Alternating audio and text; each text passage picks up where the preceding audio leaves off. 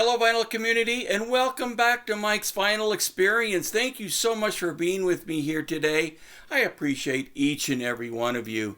Today, I am excited to share with you the latest Analogue Productions release of the Pablo series, Count Basie, 88 Basie Street, and Count Basie's Big Band Farmers Market Barbecue. So excited for these releases, as I have been for all of the Analogue Productions release of this batch of Pablo records that they are doing. I think they have been doing a very, very good job of releasing these, in my opinion, great albums. They've all been recorded, as we've talked about quite a few different times. They've all been recorded originally, when they were originally done by Pablo Records, so very, very well. And so we know we're going to be getting quality sound right from the get-go. Today, as we look at these two albums, and I'll review them with you, we're also going to compare 88 Basie Street with an original pressing from 1983 that I have. And we'll kind of get to that and see what we think of it. But so excited to share this with you. Also today, I'm going to be giving you an update on my speaker shopping experiences. I've been out shopping for new speakers, listening to several different speakers. Lately, I've been listening to one in particular, and I'll share a little bit about that with you a little bit later on.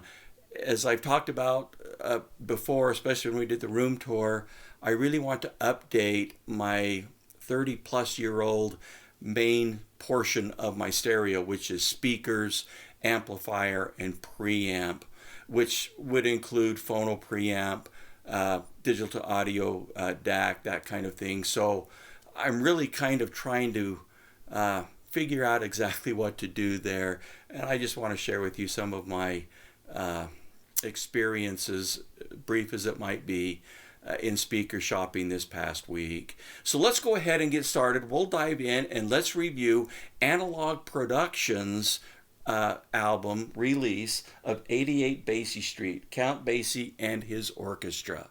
Count Basie, 88 Basie Street has been one of my favorite albums. I first discovered the album quite late, not when it was originally released in 1983. I discovered this in a listening room. It comprised of Wilson Audio and VTL Electronics at the Consumer Electronics Show some years ago.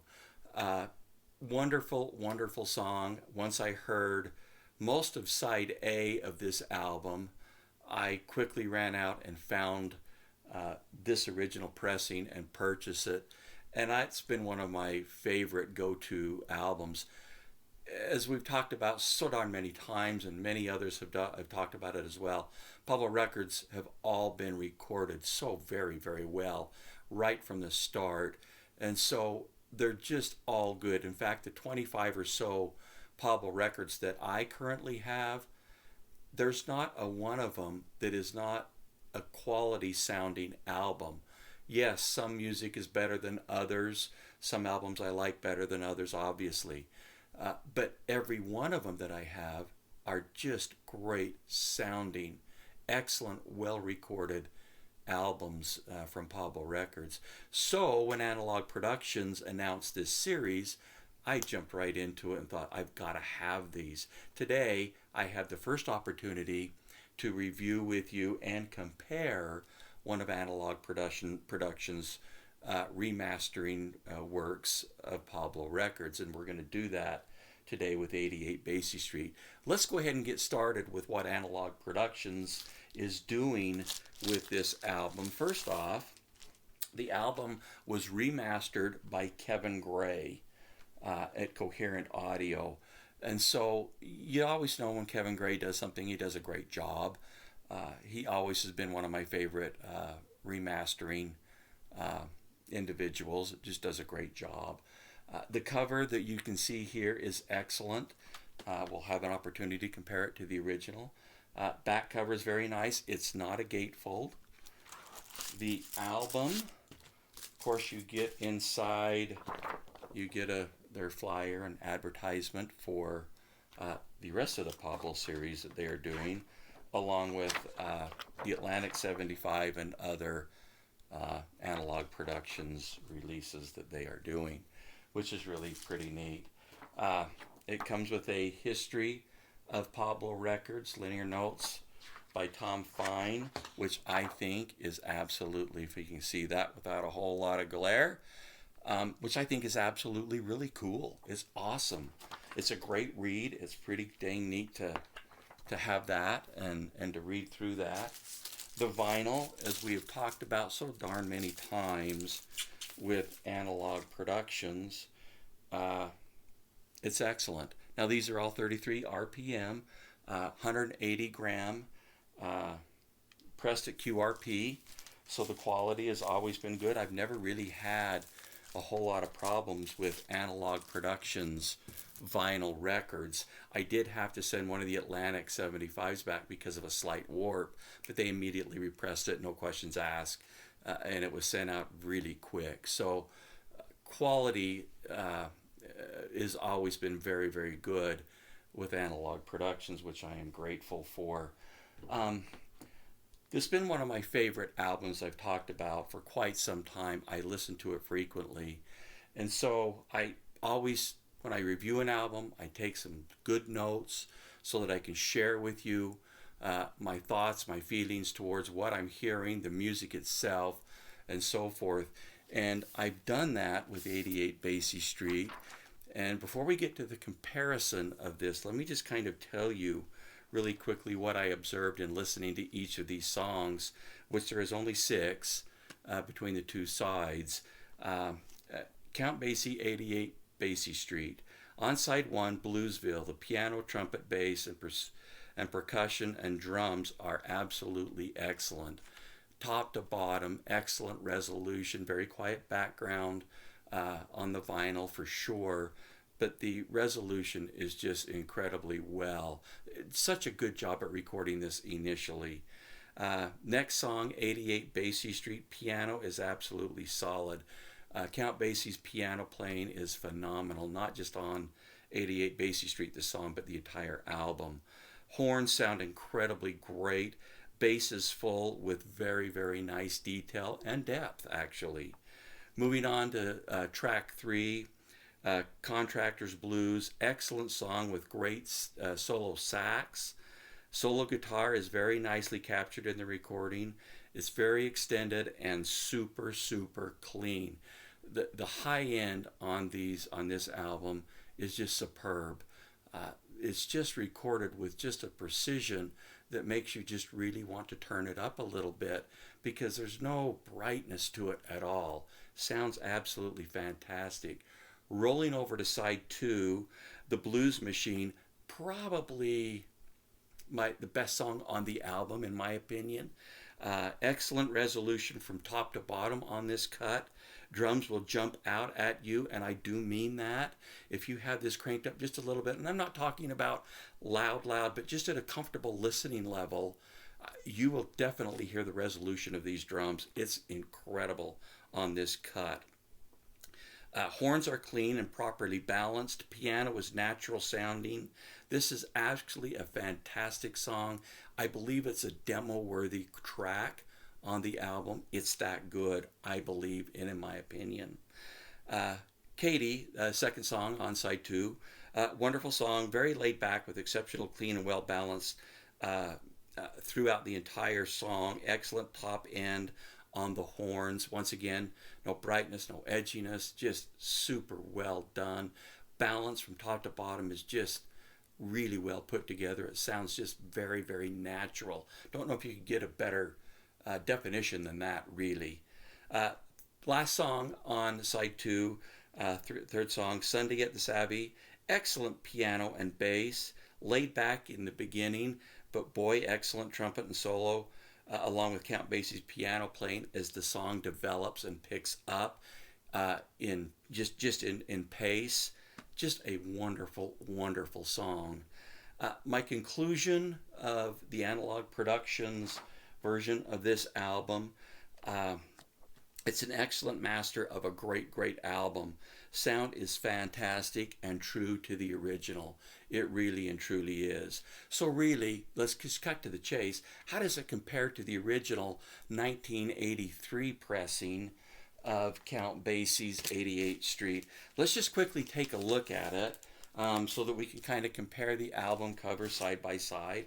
As you can see, the album cover is very nice. Mine is in excellent condition, considering the age. When I purchased it used. I got lucky. I got an album that, in my opinion, the cover is probably very good plus, but the vinyl is near mint. I mean, there's no snap, crackle, pops, no noise on the vinyl really whatsoever. Here's side 2 of the original pressing. Absolutely excellent album. How does it compare to the new Analogue Productions version of the album? Well, let me put it this way, and I wrote down some notes on this as well as I was comparing the two side by side, back and forth, so to speak. The original pressing is absolutely excellent. As indicated so darn many times, when they did these to begin with, they did them great. They did great a job of mixing, mastering, putting it to vinyl.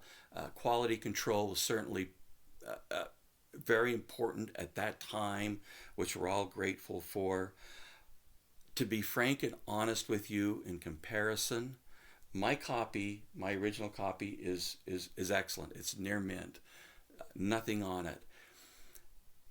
The differences between the original and the Analogue Productions is subtle at very best.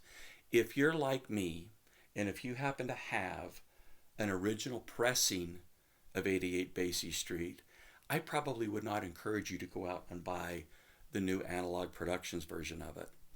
Is it better than the original? Yes, by a smidgen. Top to bottom, I believe there's just a titch more extension from top to bottom and maybe a smidgen more resolution. Very likely, and I've said this a dozen times, very likely because of the really super quiet vinyl. They just do a great job of pressing these Analogue Production albums. I think that might be one of the big reasons for it. But honestly and truthfully, the differences are minor. And I do mean minor.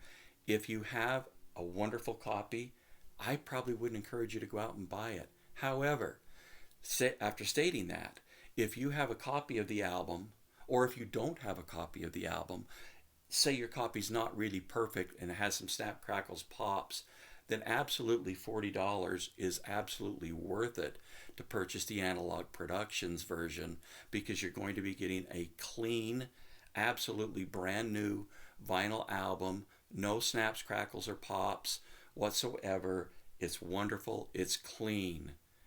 With that caveat, if you're not familiar with the album, listen to it on Spotify. It's there. You can listen to it and qualify. I mean, $40 for the album is not much to pay for, in my opinion, a gem of an album. I do mean it's a gem of an album. But having said that, once again, with that caveat, if you've got a great pressing of it, I probably wouldn't encourage you to buy it, to be honest with you. They were done that well originally. So that's my review of the Analogue Productions, Count Basie and His Orchestra, 88 Basie Street. Fantastic album, highly, highly recommended. Whether you buy it used and get a great copy of it, or whether you buy the Analogue Productions version of it. Like I say, the big benefit of the Analogue Production versions of it, you're getting a brand new record, really, and that's really what you're getting. Anyway, thank you so much. Let's take a look really quick at the other Count Basie album, Farmers Market Barbecue.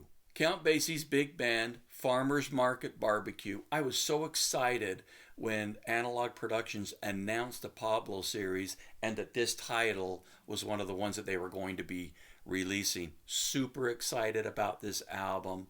I love Count Basie. I love his piano playing, love his orchestra works, his big band works.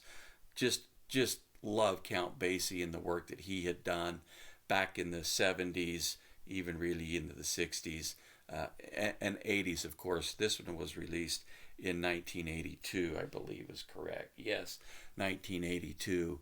This album here, the Analogue Productions release, this was cut from parts mastered by Doug Sachs from the original analog master tapes. And then, of course, it was pressed at quality record pressing. Let's take a quick look at the cover. They just do a great job with these covers. Here again, it's not a gatefold, which is okay. Really, really excellent job with their covers. Let's take a quick look at the album and what's inside the box. Of course, we get the same type of flyer we looked at in 88 Basie Street, which is really pretty cool. Of course, we're going to get another copy of The History of Pablo, liner notes by Tom Fine, which I think is absolutely a great touch. The 180 gram, 33 RPM vinyl is absolutely fantastic. Just a great job that Analogue Productions is doing. As I review these albums, like you've come to know, I take quite notes as I listen to these albums, and this album in particular, I have listened to it a lot, probably more, even though I did a comparison with 88 Basie Street. I've probably listened to this one more, and I'll tell you a little bit about that and why as we progress on. As indicated, cut from parts mastered by Doug Sachs from the original master tape. Sound quality, of course, is absolutely excellent. My observations on this album are these, and I'll go through this. There's 8 songs on the album, starting on side 1, Way Out Basie. The piano is absolutely excellent. Count Basie's piano is phenomenal. Sax and trumpet are just outstanding. Excellent resolution, extend and bottom end, with bass and drums. Overall top to bottom balance is extremely well done. Kind of sounds like a broken record with all these Pablo records, right? Moving on to the second song, St. Louis Blues. Bass and piano along with percussion on opening is excellent with very nice weight. Trumpet and alto sax are absolutely splendid sounding. Third song on side 1, Beaver Junction. Great song, overall excellent resolution and extension on both top and bottom. Drums are exceptional on this track, as is the trumpet. No harsh or overly bright top end. Amazing sound quality on this cut. Side 1, last song, Lester Leaps In. Nice song with very nice sonics, especially on the sax. The ending of this song is just stunning with impact and overall resolution. As we come to the end of the song, and his big band is all coming together, and they end with a crescendo at the very end, which is just phenomenal. The resolution and weight is just excellent, in my opinion, through my system. I'll tell you a little story about that here in just a second as well. Moving over to side 2, Blues for the Barbecue. Laid back pace on this song as it opens up. Drums, sax, and trumpets are wonderful. Bass is clean and very well represented.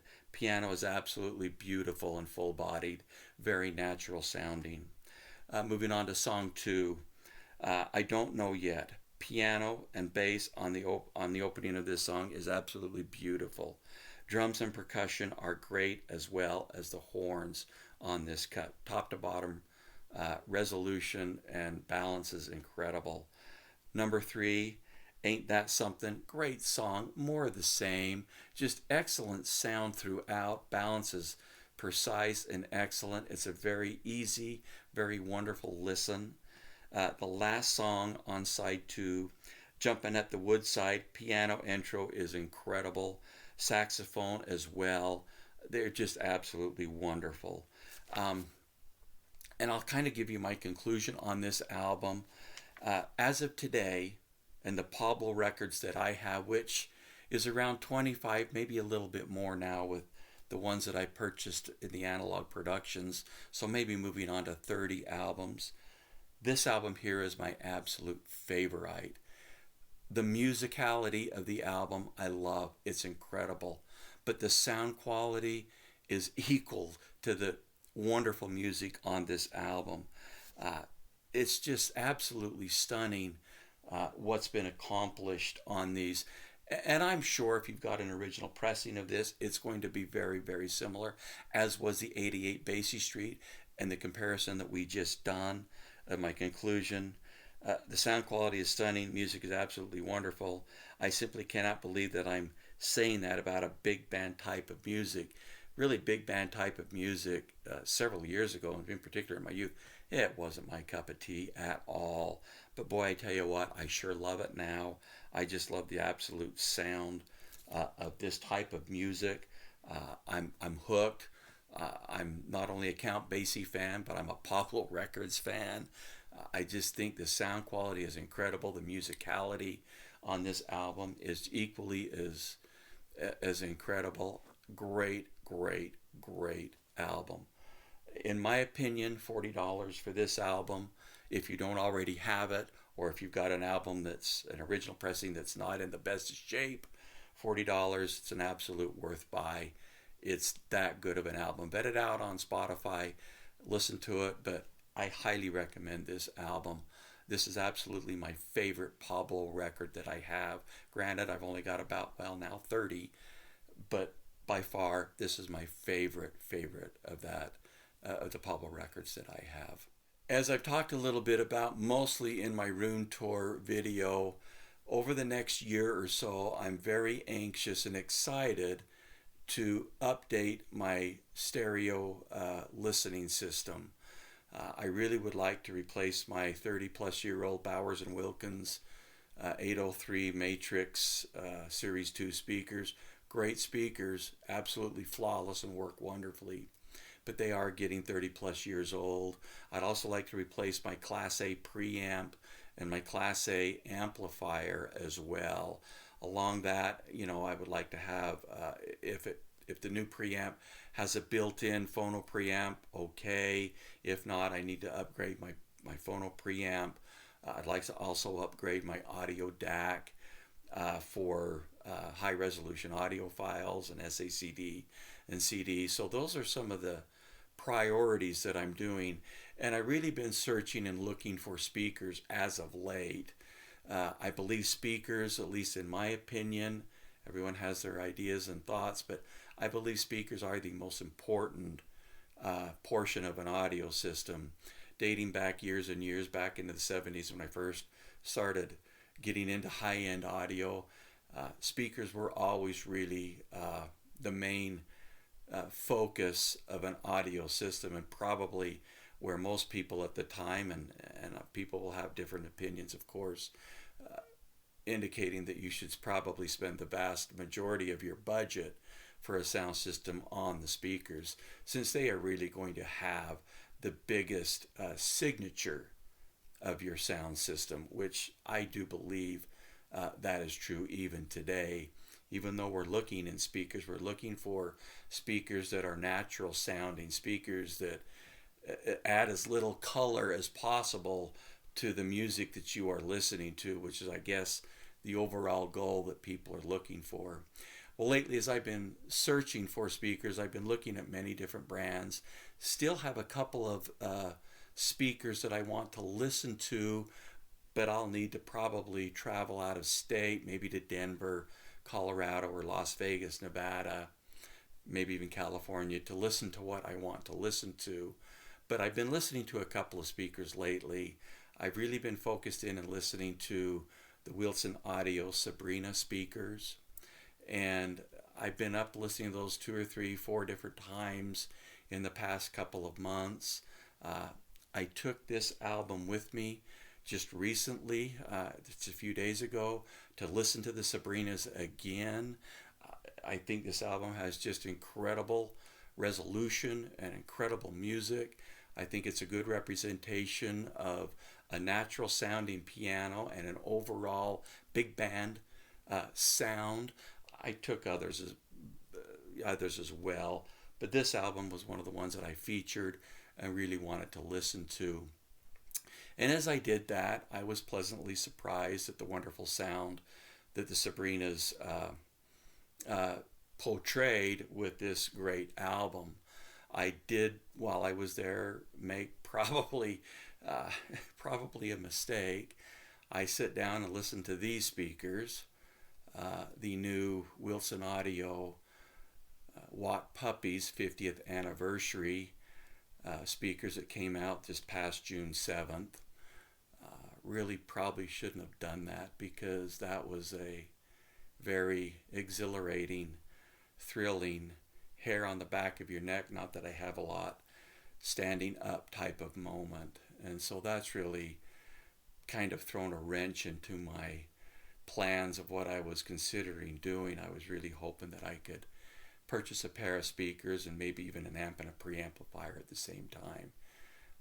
Depending on which direction that I go, I may not be able to do that. But I still have a couple of other speakers that as I've said, that I need to listen to before I make any final decisions. But wow, I certainly heard some very special sounds this past week, and I'm going to be sharing a video forthcoming in the next few weeks to a month and a half, as I get more focused in on what I'm going to be doing with my system. I want to share that with you and help have your advice help me kind of guide me through a little bit. So anyway, what a wonderful opportunity. Great music. These albums that Analogue Production is doing with Pablo is fantastic. Can't highly recommend them enough. Thank you so much for your time today. I appreciate you tuning in and watching. If you like what you see, please go ahead and subscribe. As always, please leave comments in the comment section below. Our next video, we're going to be taking a look at the Mobile Fidelity one step of Van Halen #2. We'll be comparing that to an original pressing. We'll also be comparing that to the Rhino box set that has Van Halen 2 in it. We'll compare that. So until next time, thank you so much for being with me. Appreciate each and every one of you. Have a great day.